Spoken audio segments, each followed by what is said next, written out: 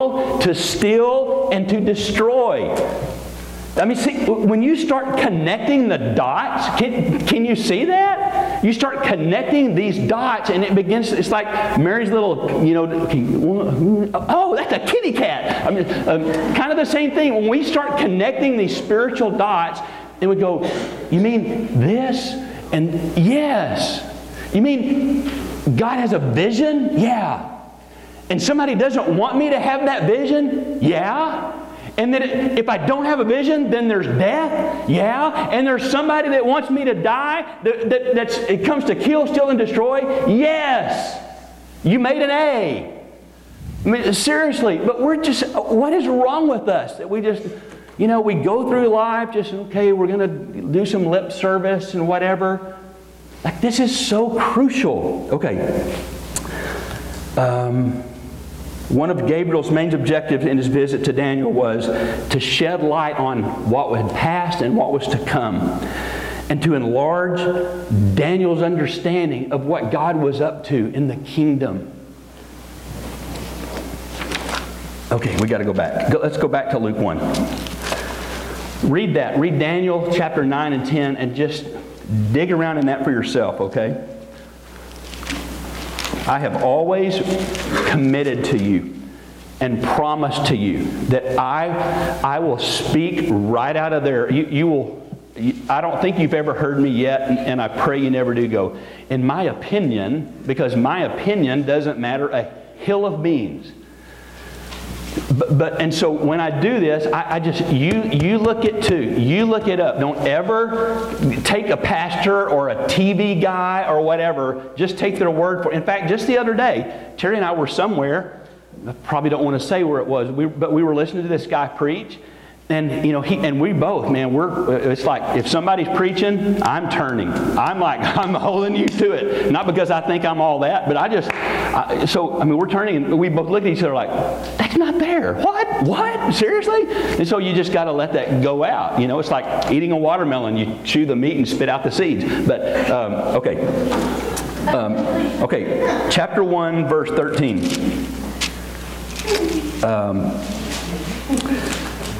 Let me back up to 11. Then an angel of the Lord appeared and stood at the right side of the altar. When Zechariah saw him, he was startled and was gripped with fear. And the angel said, don't be afraid. Now listen to Gabriel. It's almost the same words. It's phenomenal. Don't be afraid, Zechariah.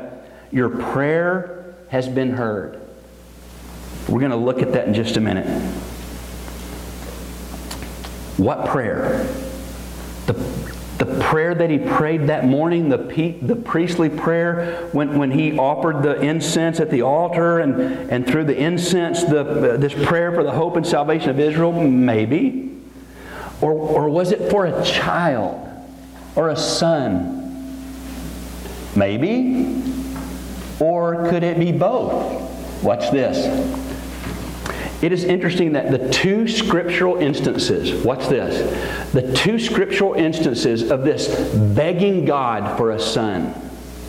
Remember the first one? Her name was Hannah? Yeah. Jesus? I know you want me to say Jesus, but Hannah? Yeah, it's Hannah. Okay. Isn't that funny how we do? It's like, I'm supposed to say Jesus, but I don't think, no, it's Hannah. Okay, so the first one was Hannah, and this one, so they're both, there's intense longing for a son. It's interesting that the blessing of the individual is associated with something much larger, the church.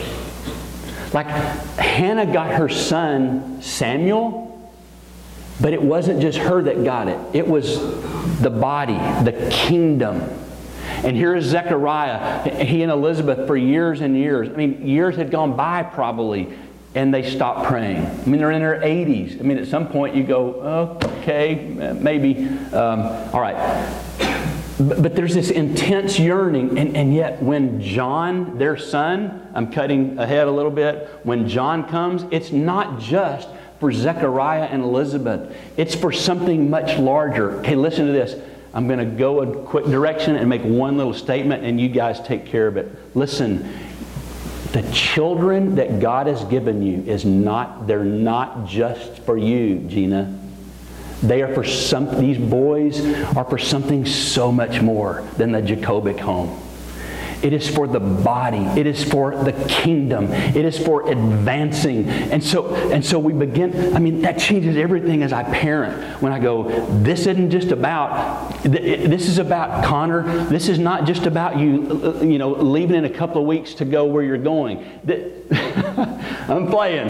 No, I'm teasing, Brenda. Okay, this is about, listen, Brenda, that right next to you, right sitting to your left, is 500 years worth of stuff. And so what do you do with that? You fast, you pray, you pour in, you seek God with all you have and go, God, put it in, Connor. Put it in, God, because I know you have a vision and a purpose.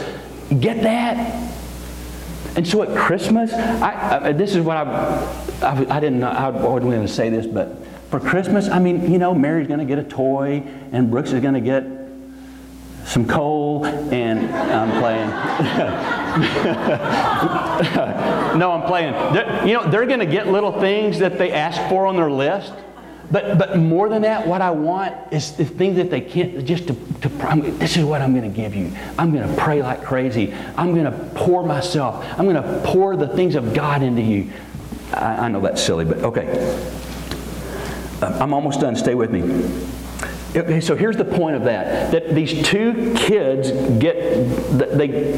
God answers the prayer, and yet the interconnections of these prayers, the interconnection of what God answered and how it connected to history and the church and the kingdom and the body, it's exceeding, what's that verse? Exceeding abundantly what we think or feel. Remember that verse? Okay. Your prayer has been heard. He may have given up all thought of ever getting an answer for that, but not God. Okay, Annie, get you and Shelby pass out. Each of you take a side and just figure this out while I'm talking, okay? Here's a little prop, and this will kind of help you. There's 100 here, and so if you are a child, you probably won't do this. So don't give one to kids, Annie or Shelbs, and I think we'll have enough. All right. So hang on to that as you get that. Keep listening to me instead of watching these pretty girls. Okay. All right. Your prayer has been heard. See, the answer often looks a long way back. He had stopped praying for this for years ago. He had probably forgotten, but not God. Mark Batterson, I've told you about this book before called The Circle Maker. I know Renee's reading that, Tony. Anybody else? Yeah, good. That's a wonderful book. The Circle Maker, Mark Batterson. One of the things he says in there is that prayers are like time capsules. Okay, so Matthew Henry, another guy, says it this way, and this is the one we're going to deal with this morning, then we're through. Matthew Henry says, prayers are filed in heaven. Okay, so that's why you have your little file, and I'm going to tell you what to do with it in a minute. Prayers are filed in heaven and are not forgotten, though the thing prayed for is not presently given us. Okay, let me say that sentence again. Stay with me. I should have handed these out earlier because I'm going to lose you. Stay with me. I'm almost done. Prayers are filed in heaven and not forgotten, though the thing prayed for is presently not given us. Okay. This is the part I'm going with fear and trembling, okay? I don't want to offend you at all. And I'm not trying to. I need one, Annie, please. Maybe I'll do it. Let me do it this way. I'll ask myself these questions. How thick is my file there? If it's true, it's speculation, but just for the sake of the picture, if our prayers literally are filed there, I wonder what my file looks like.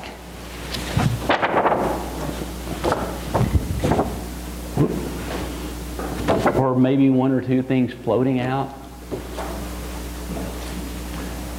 And then, what would be written in my file? What are the prayers that have been filed?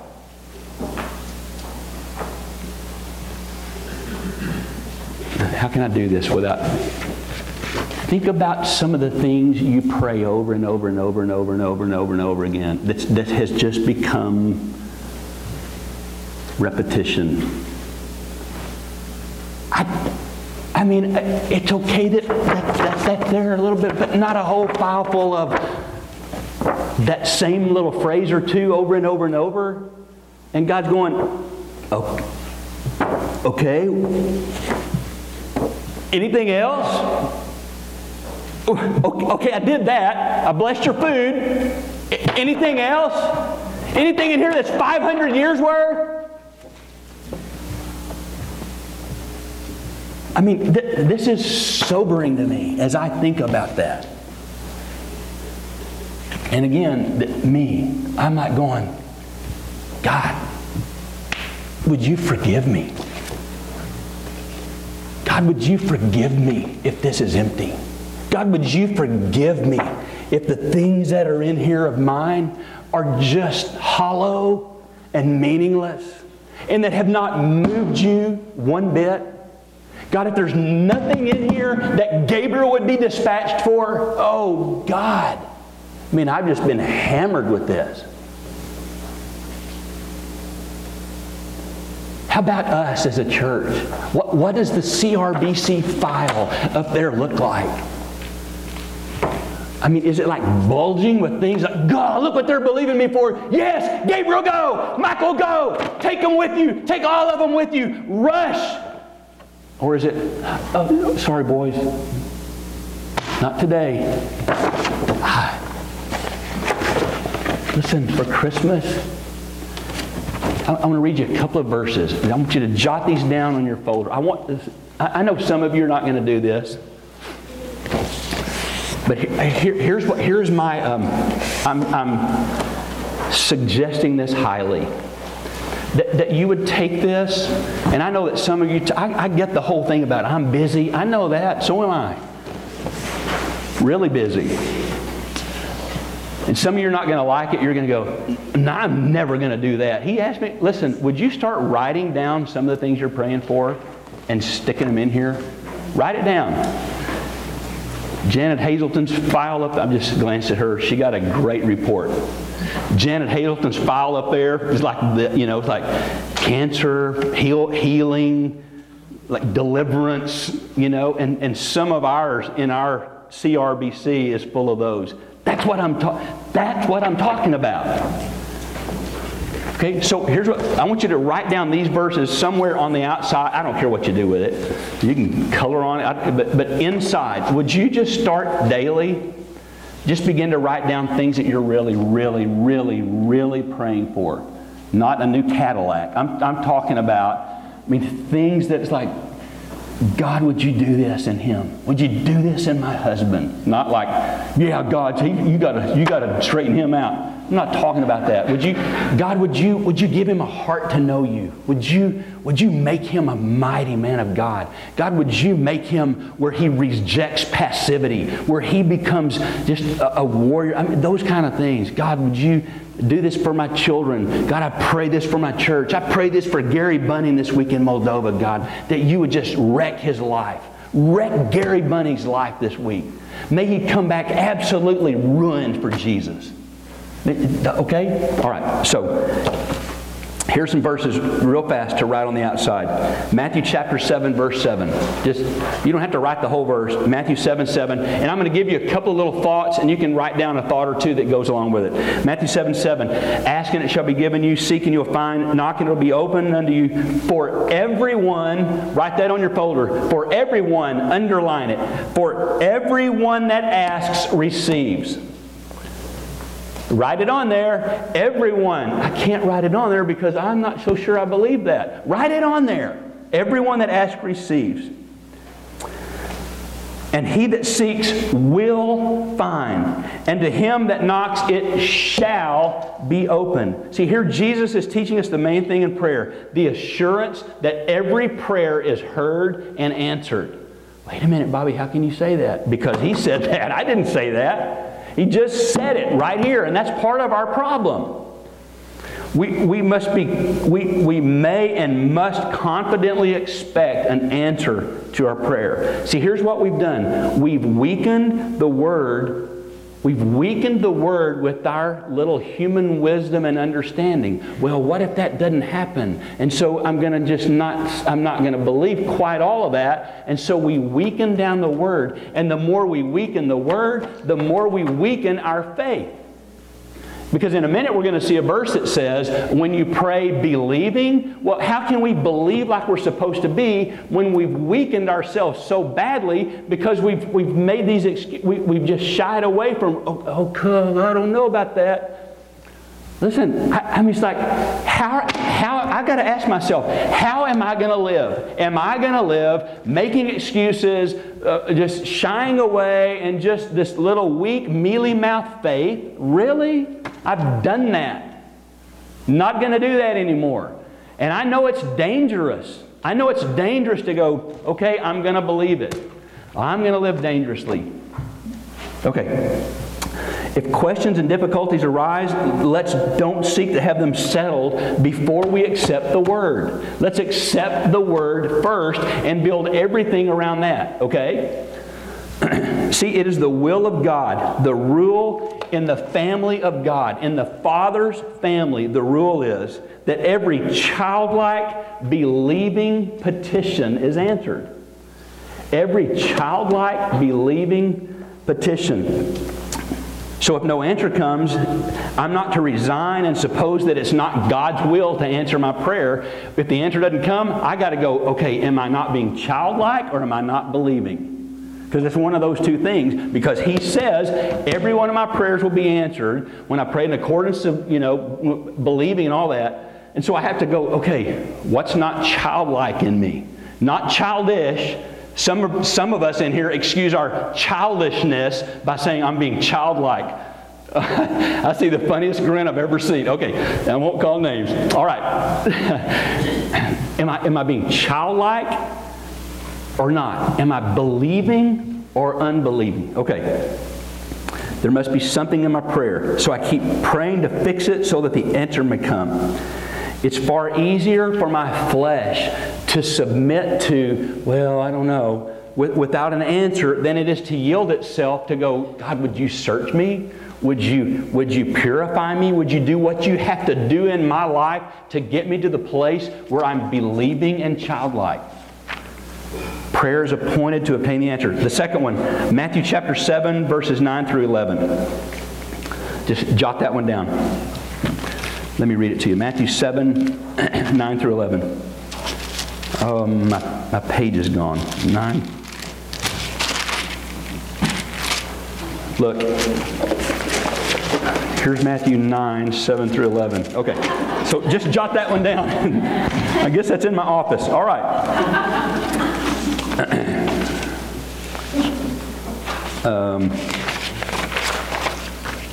The power lies in the loving relationship between us as children and the Father.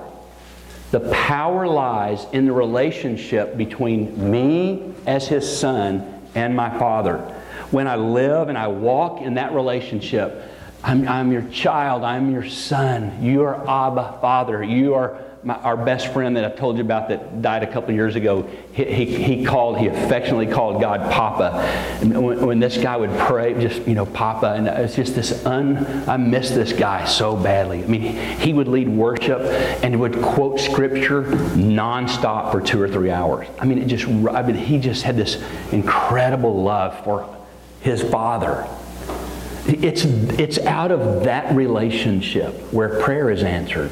That relationship, the prayer of faith is a natural result. So as I live as a child of God, I'm able to pray as a child. And as a child is going to be heard. And so as I call on my Father and I live in this relationship as a child, I mean, I got to tell you, there's some Christmas lists, that are itemized 1, 2, 3. Well, guess what's going to happen?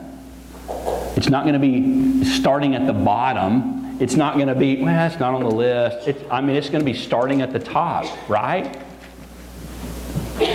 I can't go into that completely. Okay. You know what I mean? Okay. All right. See, fatherliness and continual answered prayer are inseparable. Fatherliness and continued answered prayer are inseparable. Let's go on. Mark 11:24. Mark 11:24. Therefore I tell you the truth. Whatever you ask for in prayer, believe that you have received it and it will be yours. Let me say this again. Okay, listen. Therefore I tell you, whatever you ask for in prayer, believe that you have received it and it will be yours. What's the first thing that you thought of? You don't have to tell me. The first thing you thought of is, whatever.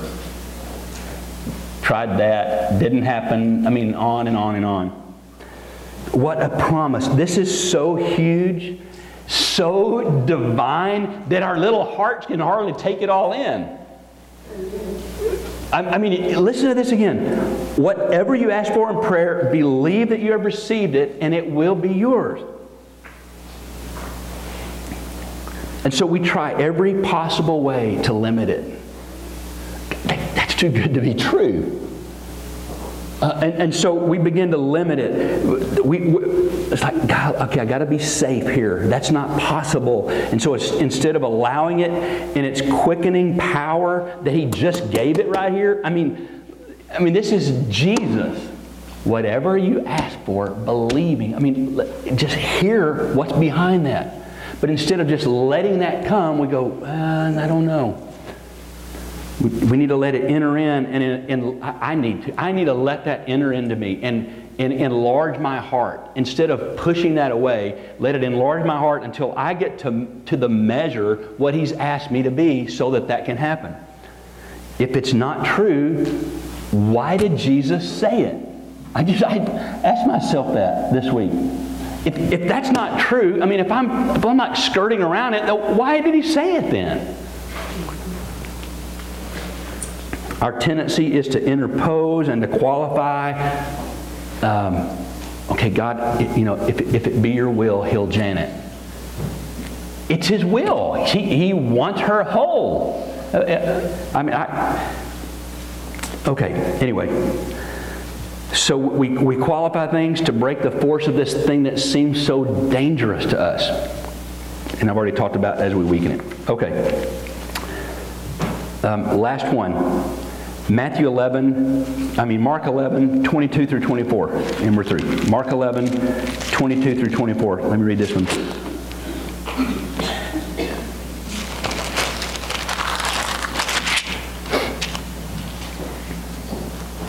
Have faith in God, Jesus said. I tell you the truth, if anyone says this mountain, go throw yourself in the sea, and does not doubt in his heart, but believes it will be done. Therefore I tell you, whatever you ask for in prayer, believe that you have received it, and it will be yours.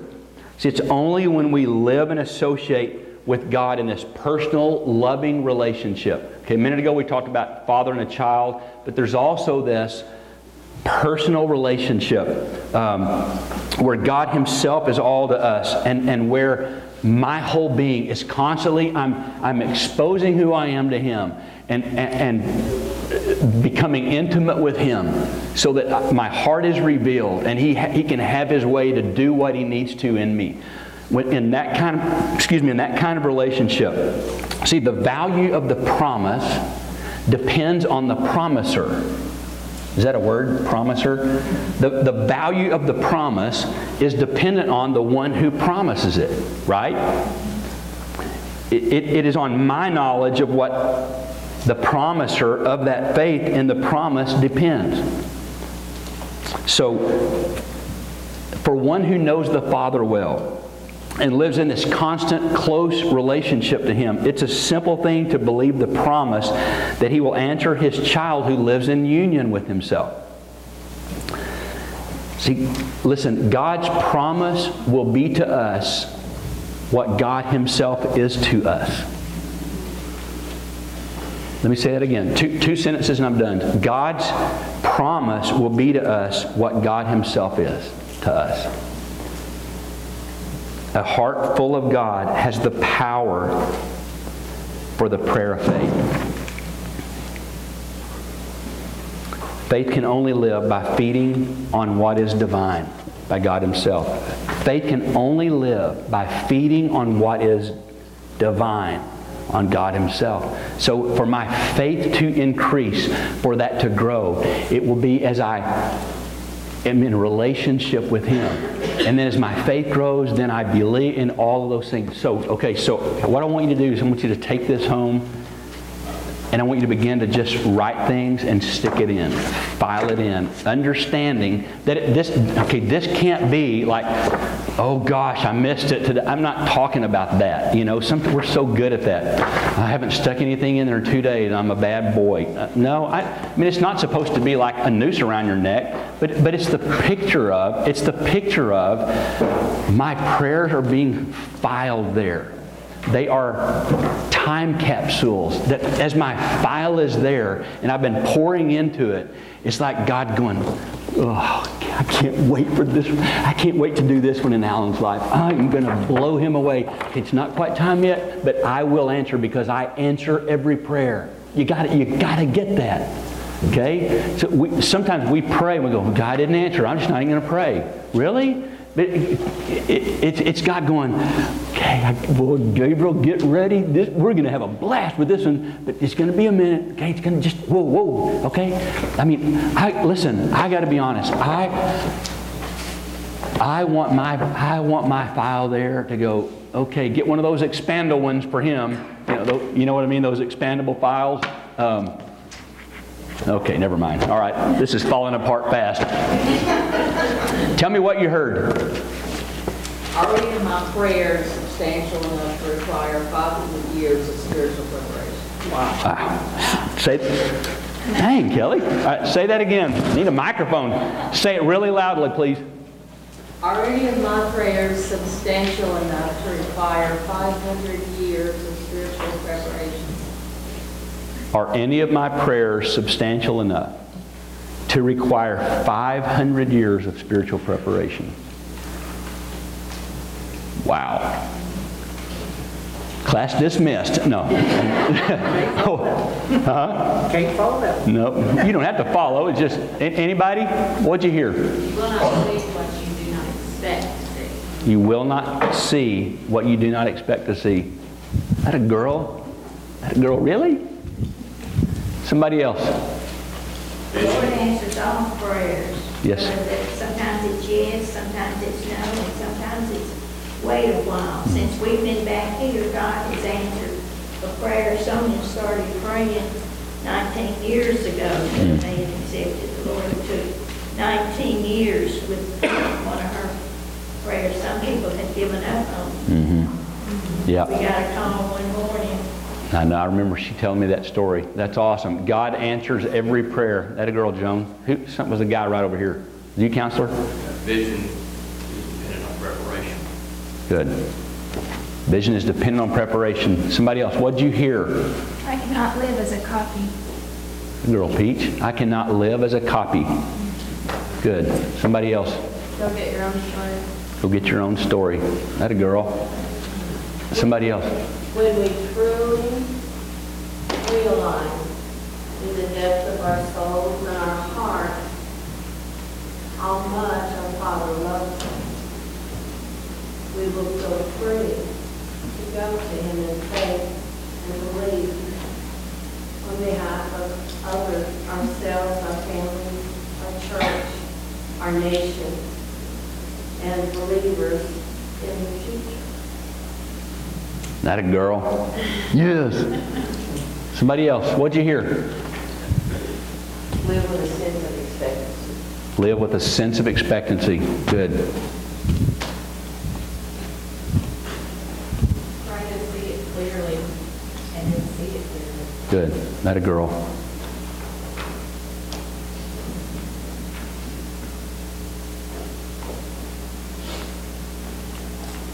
Tara, would you go just play what you were playing?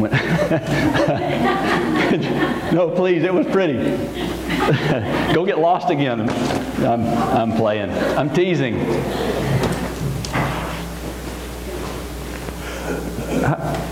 I want to give you a chance to respond to that. I just honestly, I mean, I've had some brutal minutes this week of going, oh God, please forgive me. Forgive me when that same 3 or 4 things fall out. I mean, you got to keep praying those 3 but, you know, just when something falls out that doesn't have years on it or whatever. I'm not twisting your arm. I'm not. That's something, you know, that's between you and him. But for me, I don't know if it's my personality, how God made me, but I have to verbalize or express, show, raise my hand, whatever, to cement things for me. Some of you don't, and I get that. But I want to give you a chance to, even if it's just right where you're sitting, for you to deal with some of this. So as Terry plays, would you just bow your head and we're not going to stand. We'll just stand in a minute when we close. If you need to make some kind of deal at the altar, or you need to talk to me or whatever, just somebody will let you out. But just in this quietness of this moment, would you just respond? Just respond to what he's saying.